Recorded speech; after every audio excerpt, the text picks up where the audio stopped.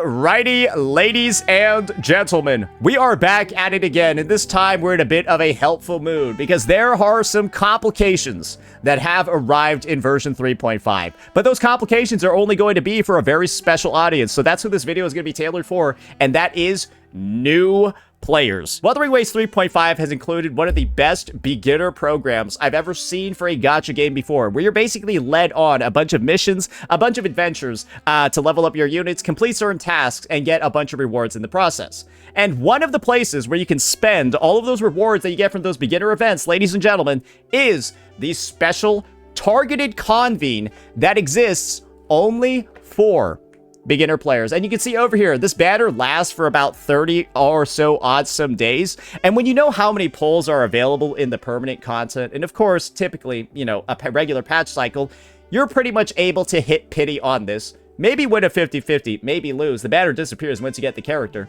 And people are likely wondering, who's the best pick to go for?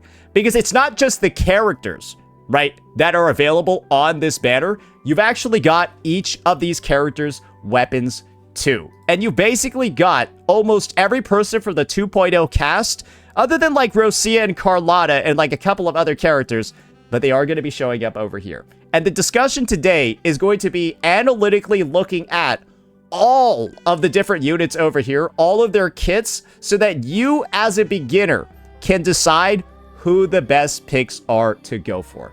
Because there's kind of only two real answers on this chart, and the rest are massive baits. So first things first, let's talk about what I'll consider to be the real bait picks. This is the exciting part of the video, right? Where I get to tell you what not to do. Wuthering Waves is a game where team building is incredibly important. And one of the big parts of building teams is ensuring that characters that rely on certain mechanics to function together are paired up with other characters that provide those mechanics. One such example of such a pairing is what you're seeing on the left side of the screen over here, Cardathea and Chikona. If you don't have these two characters together, your shit is kind of cooked. You either need to pull 3 copies of this character, which is going to be really expensive and not really reasonable for most new players unless you're willing to shell out some dosh, or you get hurt. But this is the issue. You can only select one character from this banner. And once you get the character, the banner disappears. That is how this banner works. So this unit requires like a Cardathea to really excel. Cardathea requires Chikona to excel, but you can only get one of them. Then the banner's gone, and well, then you'll only be able to pull what's actually, well, everything that's in this update over here, and that doesn't include those characters, right? So this is a crazy move by Kuro, right? Because naturally, a lot of players, they might get baited into pulling Cardathea because, well, she's my waifu, bro. I love her. I love the V. Everything's great. I've seen her online. Like she's so much aura. Don't pull her. Because unless you can get her too, this is going to be just a rock sitting on your account not doing anything. And that's the basic rundown of it.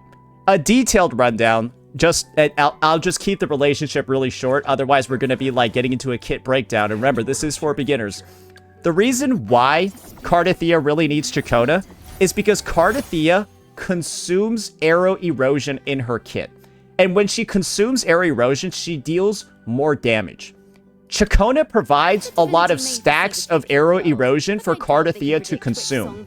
And Chikona provides so many that if Cardathea isn't there to consume them, they're wasted.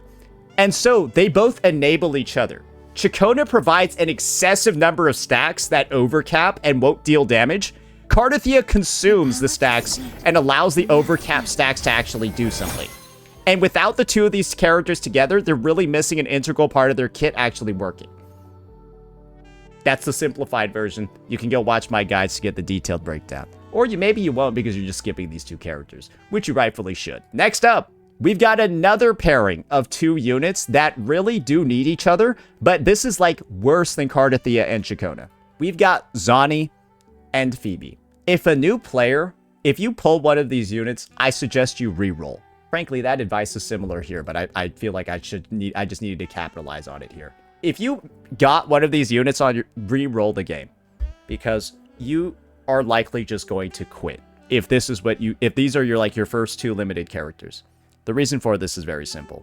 If you thought that these two needing each other was a complication, especially because of how the banner works, right? Once you pull one, the entire banner disappears. You can only really get one of these characters. That same mechanic is happening over here. Zani is not a character without Phoebe. Phoebe, on the other hand, is somewhat usable, but not really that strong in her main DPS form. She has two forms, one where she supports this unit and one where she's a DPS herself. They're both not very good. And the end result is that even if you pull both of these characters, you also need to do something like pull their... Oh, sorry, I forgot to mention this. Take this part of the discussion we're about to be having with these units and simply just apply it to Cardathea as well. You want to pull these units, also pull their signature, also have a god tier... You just know how little I use this unit now. You want to have like a really good set of like equipment on her as well. That takes a long amount of time to grind. You're gonna be taking a long time to grind this. And then you have to play her really, really, really crazy. And this is an example of how you need to play this unit as a new player to be able to clear baseline content in the game. Are you ready for this?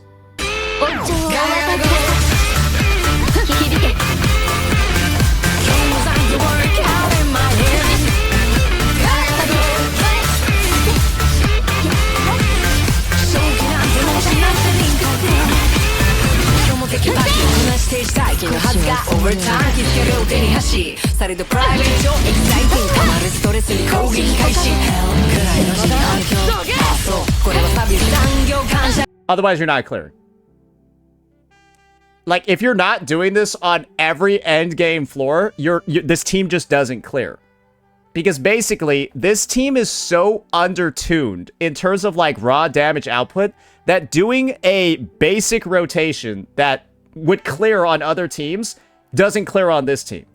And so you need to utilize this mechanic called Quick Swap, which is what's showing up on the screen over here, where Wallenstein's, the high-level player that's playing this team, is constantly... Just take a quick look at this circle over here. This circle indicates who the active character on the field actually is. Look how often this circle moves between the units, and look how often there's a number showing up on the unit's portrait. That means that that's their swap cooldown. So we're still swapping, by the way. Just focus your attention on the left-hand side of the screen over here. You saw a lot of numbers and a lot of circles, right? I can see a lot of them, right? And remember, you got these animations as well from the ultimates and liberations and stuff that are hiding all the UI, right? In between. Left? Okay, yeah, okay. You know what I meant. It's opposite day. You're smart.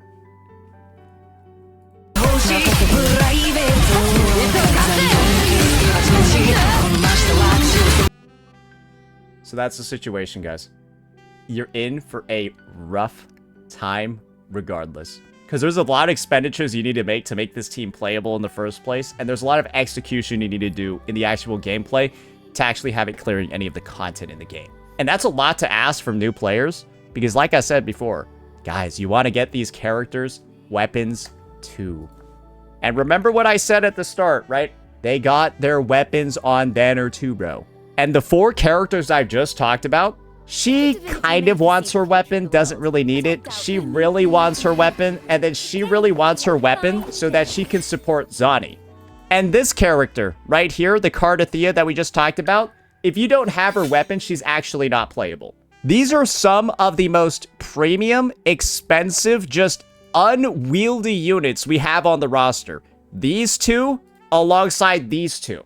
And my honest to God advice for anyone starting this game, avoid these 4 units over here like the plague. They are both traps, they are bait, and the most important thing of all, they prevent you. Because the banners disappear once you get a 5-star, they're independent, the character and the weapon one, you lose out on the opportunity to pull some of the best free-to-play units in the game. And that's where we're going to be focusing our discussion right now. The units you should be focusing on. First and foremost, your decision should really be down to these 2 characters in the middle.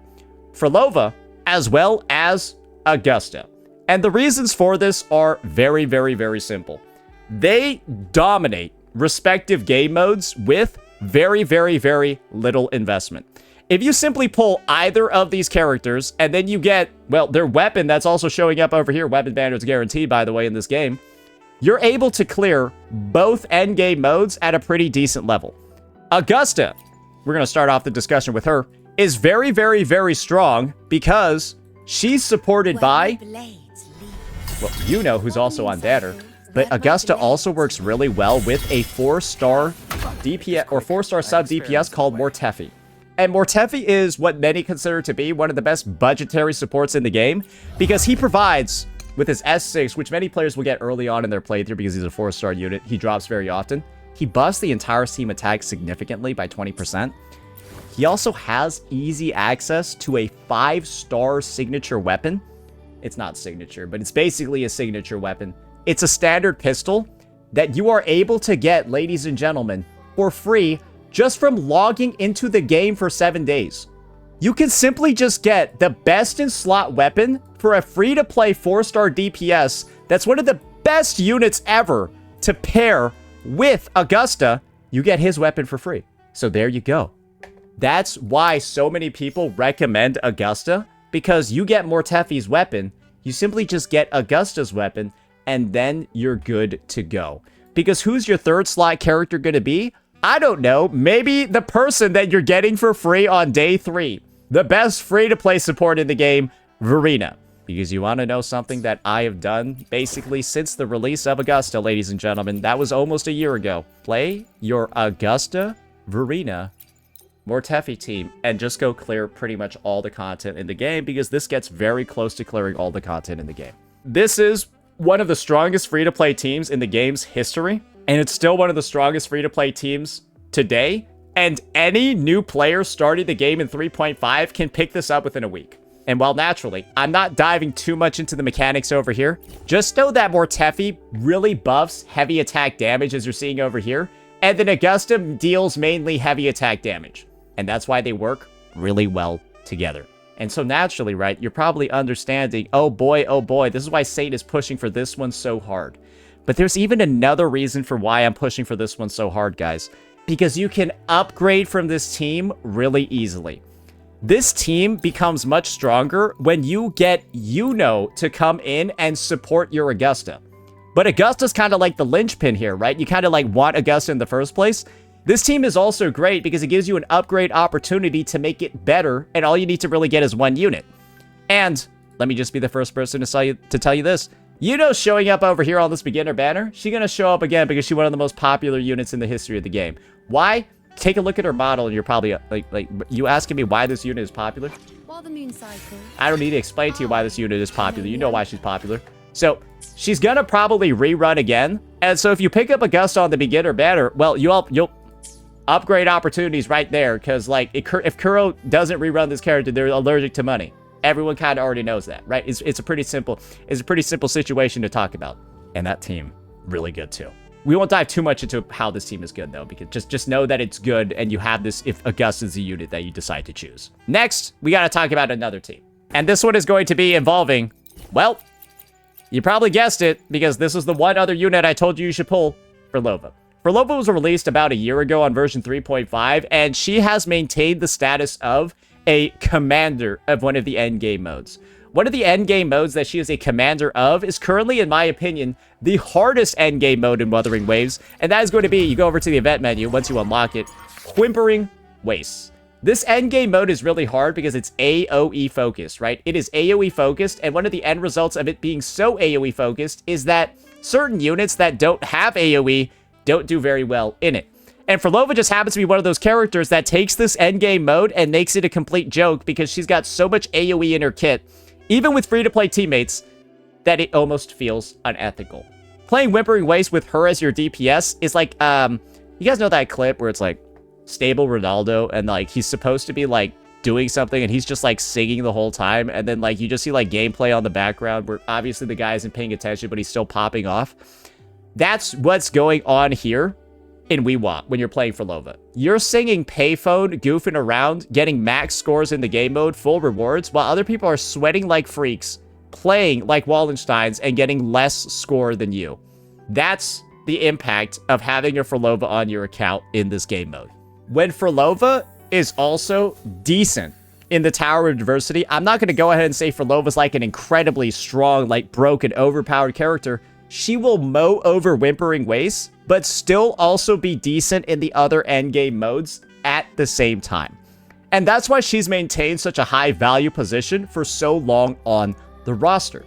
But you might be wondering, okay, Saint, that's enough yapping. Why is she actually free to play friendly? Because obviously she can't go by herself. And the reason for this is very simple. Because the character Dan Jin exists in the game.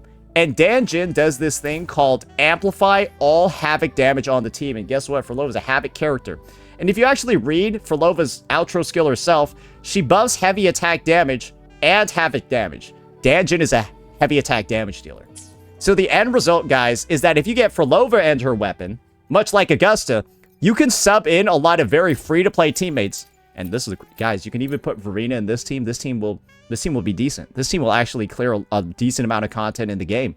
It might not clear the hardest Tower Adversity floors, but this will clear like the side floors. This will clear Whimpering Waves, all of this good stuff, because this is also a good budget team. Maybe not the same level as like an Augusta Mortefi, but it's gonna be much more stable in Whimpering Waves.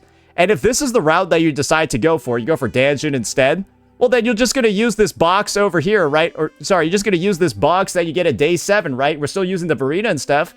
And then get the good old Emerald of Genesis and put that shit on her, too. So, because, yeah, this is a really good crit weapon. And she casts a lot of resonance skills. She'll max out this attack bonus as well. And then you can use this on Rover, too. And that's why, ladies and gentlemen, these are like my 2 free-to-play recommendations, because they both got clear upgrade paths moving forward. Because you know what this Furlova team does to upgrade? Well, it's awesome, dude. You can choose a Lucilla or a Chuyan to upgrade this team. Which one do you like better? Girls or guys? They have slight differentiations in her kit, and Lucilla is mostly actually used in her Glacial Chafe mode, so Chuyan is probably who you're going to be playing this character with most of the time. This is my take. I have like never seen somebody play these 2 characters before. I know she's got an Echo skill mode. I've never seen somebody play these 2 characters before because she's always on Glacial Chafe mode with Hiyuki. That's just the honest truth here. But Furlova has these upgrade routes too. Much like an Augusta, and the team will get much, much, much stronger. Do you see how these characters in the middle right here are different from the units that we saw on the sides? There are so many more prerequisites or requirements to get these characters functioning in the first place, while units like Augusta and Furlova will just hit the ground running, and then they can get their upgrades later and just become stronger. Some of these teams have a strong baseline like this one, but you need so much investment to just hit that baseline, and then without enough investment, the team just does nothing. And that's what's going on over here with this one, and of course, with this one. So now we gotta talk about the last 2 characters on here, and we've already talked about one of them a decent amount. That one is going to be Yuno, and of course, Brant. And both of these characters have a very, very, very unique offering when it comes to their kits. And I think the best way for me to like actually reveal that to you is literally to do this. Look in this menu. We're on Yuno right now. Support and healer, concerto efficiency, resonance liberation damage, heavy attack damage amp. Support and healer, basic attack damage, fusion damage amp, and resonance skill damage amplification. These guys are kind of like both the same character. Let me explain to you what I mean. They're both highly damaging sub-DPS units that heal the team, provide sustainability, and then also an impressive amount of on-field damage. They are the true hybrid units on the roster. Unfortunately, from what we've seen in Wuthering Waves, hybrid units are not really that effective for the average player. Hybrid units, in my opinion, grow much more in value as your account grows as well. Because what are hybrid units used for? Making fun, goofy team compositions, because one character is like a jack of all trades that does a bunch of stuff at once. So you can make some crazy teams. But that means that they kind of only show up on those crazy teams. They don't really show up on the standard teams, because standard teams have, in Wuthering Waves, this is just how they work, right? Healer, damage dealer, and then buffer that does a little bit of damage. That's how most of the teams work, right? That's how Hyuki's team works. Chisa is the healer. She's the buffer that does a little bit of damage. She does most of the damage. So when you have a buffer that comes in that actually deals like 40% of the team's damage, but they still have to like buff somebody else, it makes for some weird compositions. Basically, what I'm trying to say with these two characters is that no new player should be pulling either of them. I'm sorry. No new player should pull Brant. No new player should pull Yuno. These units get so much stronger on your account after you've already established a baseline and you have some of their archetypes, like Fusion for Brant or Arrow characters like Yuno, built out. And then they add a ton of value. You want to know why I'm saying they add a ton of value? This is one of the teams that Yuno is really good in. Why is this team good? Because Yuno provides healing. And so Chakona only provides raw damage buffs and arrow erosion, and he does the damage. And the fact that she heals lets this team be playable, even though there's not a traditional support on it. But without Yuno having this weird kit that heals at the same time, this team doesn't really work. Does that make sense? Is that like clear what's going on? And then the damage split of this team, I think it's like 40, I think it's like 40 something percent Yuno, like 50 something percent Gion, and then like 10% Chakona. It's a weird damage split as well. It's like ridiculous. But that's a team that only becomes available because I happen to have Chakona and Gion on it. But like in what universe would somebody naturally kind of like build up? You're not looking to build this team. You're not like looking at this team and you're like, oh yeah, I'm going to pull Chakona, Yuno, and Gion. It's just a synergy that occurs because you happen to have a bunch of characters and then after the fact they work together. But you weren't looking to build this team in the first place. But that's the benefit of owning characters like this. And similarly, Brant also does like a really similar thing where like you got like Lupa over here, right? Who buffs only fusion characters, but you're slowly noticing he doesn't really, like nobody plays this team, right? Like people will play this team though because Mornier is a more general support, but nobody's going to put Brant in Mornier's slot because his kit is like a little bit funky. He needs some specific characters to really shine in that hybrid role. And that's the unfortunate part. And the actual truth that I do need to make, though, about these two units. So in reality, the beginner banner is as follows. There's really only two characters on it. And if you pull anything other than one of these two characters and their accompanying weapon, I kind of suggest you reroll and just go for a Frolova or an Augusta. Because going with this strategy of one of these two characters is going to set you up so much more for success, and you are guaranteed a baseline level of performance and team compositions that will clear the end game. If you choose any other unit on here, you are not guaranteed anything. But there's another route individuals can take. And this is where stuff's going to get a little bit crazy. There's another route that individuals can take, but they can only take this route during version 3.5 where this system got introduced. And that is to just skip the beginner banners completely and just pull the actual banners that are available in this update. Because this is the reality of the actual banners available in this update. Luke Herson currently is one of the best free-to-play DPSs in the game. And he actually interacts with the rewards as well, because guess what you see over here? That's a Sanhua, actually, behind my screen. Sanhua is a 4-star sub-DPS that buffs Luke Herson. Yes, ladies and gentlemen, Sanhua, who you get for free. You don't even get Mortefi for free, right? She buffs Luke Herson. And the end result, guys, is that, well, when you have a Sanhua and everything's sort of like good to go, especially when she's S6, with her buffing this thing called basic attack damage amp, right? And then Luke Herson actually being the best basic attacker in the game currently, you end up working really well together. But this is another bonus that you get from working with Luke Herson. There's also something called a UL40 weapon box. And you'll notice something in this UL40 weapon box. That's a little bit weird. All of the new standard weapons introduced in version 3.0 actually show up in this new weapon box. And so Luke's best in slot weapon, other than his signature, is actually the standard weapon that you can just get from hitting level 40. So all you effectively need to do in this update as a new player is log in, hit UL40, and then pull Luke, and then you now have the Verena Luke Sanhua team, which is one of the best, if not the best free-to-play team in the game. You will just get this team from logging in and then hitting UL40 and then picking Luke on the banner. Linnae and Imeth is better. Yeah, that's two limited 5-star characters. This is one. I hope 2's better than 1. Are we doing math? Are we doing math for first graders today? Is that what we're doing, YouTube chat? We gonna say 2's better than 1? What's the next discovery today? The sky's blue? Wait 12 hours, that'll be false too. That's the situation, guys. Luke Herson is also another amazing pick for introduction players. But there are some weaknesses to him.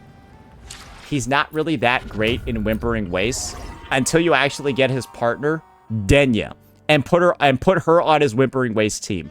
Until then, he's not really that good, but he will basically destroy the TOA by himself until I think the end of time.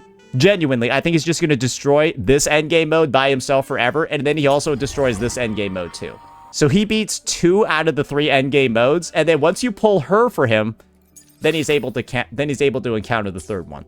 And well, why am I saying that? Well, because I have his new premium team right here. So he's also got the upgrade opportunities too, but his free-to-play team is incredibly easy to build.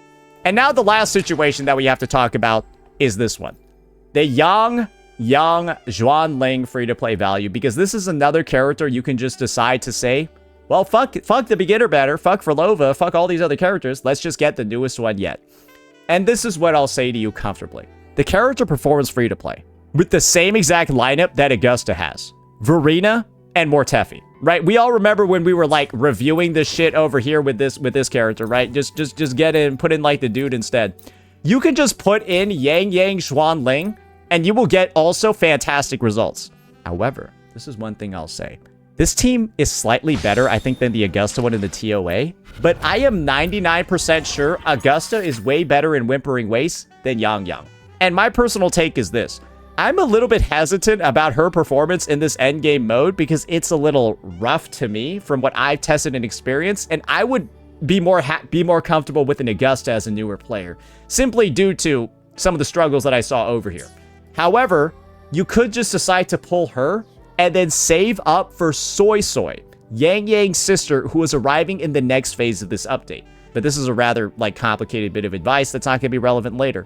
But that's kind of just a big sort of trade-off that beginners are going to have to make. If you're watching this after 3.5, because God forbid you might be doing that, take a look at the active units that are on your banner. Take a look at the active units, right, that are going to be available on your banner when you're starting, and then see how free-to-play friendly those characters are going to be. Because Luke Herson, arguably, might just be a better pick than anybody on the beginner banners because of his actual high level of power, especially in the TOA. But on the flip side, you might have an update where there's actually the worst possible units to rerun ever for new players. It's like all sub-DPSs that are super tailored and then no DPS combinations, right? You wouldn't want to pull on that at all. So just be up to date on what the other banners are. Don't rely on the beginner banner to get everything, because it could just be that there are way better picks that are going to be coming up soon. Just for like an honorable mention over here, somebody is suggesting, oh, why don't you suggest Imeth? Because Imeth is the opposite of free-to-play friendly. She's actually dog shit free-to-play. Like, you just... A laser sword. She's not good free-to-play for one specific reason. Pretty cool, right? She needs teammates. And if she doesn't have limited 5-star teammates, this character kind of really sucks. Like, if you don't have Linnae at a baseline, this character is kind of, like, bad, right? Like, you're using a John Shin then. Yeah, it's not good. So, basically, I don't recommend her because she is, again, like, kind of teammate reliant. Not near at the same levels, right, as, like, a Cardathea or a Zani. But she is without a doubt teammate reliant. You want some high level units for her to be good. But her, you can use some hobo units. And honestly, for him you can use hobo units. For her you can use hobo units, and of course, she can as well. Not really Imeth though, so I'm not really recommending her. Last pick that I'll recommend for people is, but this is truly like dependent. Linnae's just a good overall pick to have on your account because she's a great general buffer. But if you don't have somebody that she directly buffs, maybe don't pick her up yet. Because you kind of do want Mornier for her to be the best general buffer too. So, like, do realize that there are a lot of high caliber picks But the value of units in this game increases dramatically the more characters you have on your roster. And I'll leave you kind of with this statement. It's a little messed up, but it makes sense. If you own every unit in the game, every new unit that comes out is a must pull. Because you are guaranteed, unless they really mess up on the scheduling, right? You are guaranteed to have that unit is going to work really well on your account because you have everybody. In a similar sense, some units are absolutely worthless, useless, and trash unless you have like 2 or 3 other units on your account. And that's the flip side. It's about identifying who's actually going to be good, who's actually going to be bad. That's why my pull value videos do so well. And hopefully this one's going to do well too. Let me know if this advice was helpful. Peace out.